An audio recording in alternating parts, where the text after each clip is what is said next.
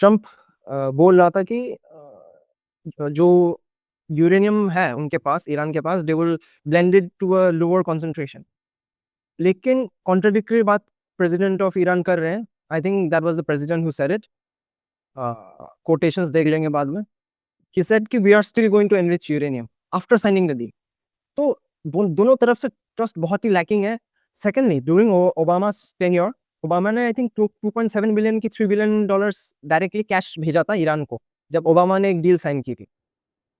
वहां पे कंडीशंस थे कि 6 countries will sign together with US and all ना, तो दूसरे कंट्रीज भी डायरेक्टली इन्वॉल्व थे। यहाँ पे पाकिस्तान और कतर कौन होते हैं कि इम्प्लीमेंट कर भी पाए, है कि नहीं? अगर रशिया होता, चाइना होता, उस बेसिस पे तो एक जगह की बात होती कि no, we will understand. Pakistan Qatar की कितना ही औकात है कि वो लोग ये सब इम्प्लीमेंटेशन के पॉइंट ऑफ व्यू से कर लेंगे। नेगोशिएटिंग टेबल में तो है, लेकिन सिग्नेटरी में उनकी कोई वैलिडिटी नहीं है ना एज़ सच।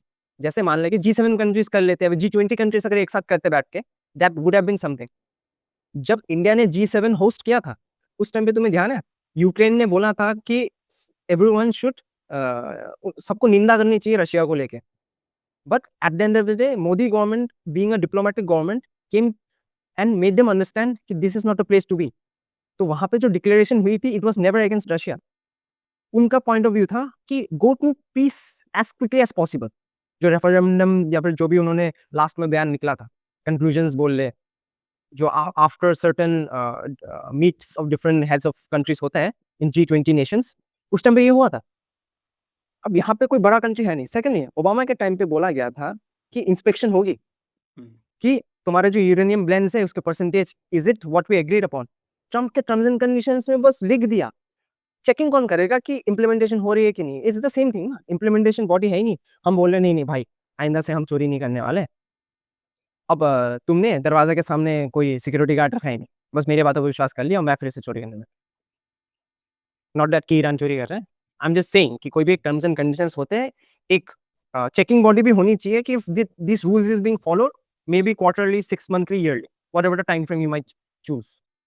पता नहीं, कोई कोई कुछ भी चूज नहीं कर रहा है।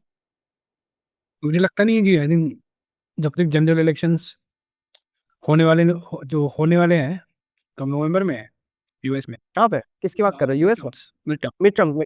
अरे मिड टर्म्स का इम्प्लीमेंटेशन मुझे एग्जैक्टली पता नहीं, उनका गवर्निंग सिस्टम कैसा है। मुझे लगता है अभी तुम्हारा point, one of the points is valid. अचानक से ही is catering to Chinese and Indian people. अचानक से व्हाई? उनको, ट्रम्प को क्या करना है, इंडियन और चाइनीज वोटर्स चाहिए। तो अभी ट्रम्प ने मोदी और शी जिनपिंग को, दोनों को बढ़ावा दे रहा है वो। तो उसको वो डायस्पोरा का सपोर्ट चाहिए ना, बिना उसके वो पावर पे नहीं आ पाएगा मे बी। और इंटरनली जो पावर स्ट्रगल होती है, मे प्रेसिडेंट तो प्रेसिडेंट है, लेकिन जो उनका सिस्टम है, he is worried about the elections. इसका मतलब श्योर नहीं है वो जीतेगा कि नहीं। हाँ, तो मिड टर्म्स जो है, इसके कैरिंग सम वेट, तो अचानक से इज प्लेइंग गुड।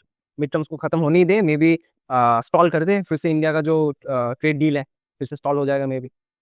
तो आवर गवर्नमेंट इज ट्राइंग कि जितनी जल्दी जो ट्रेड डील है बिफोर द इलेक्शंस अगर हो पाए तो बढ़िया हो जाए। ओके। मेरे को जो लगता है दूर से, हमारी गवर्नमेंट जो पॉलिटिक्स करने की कोशिश कर रही है, ऐसी बात है।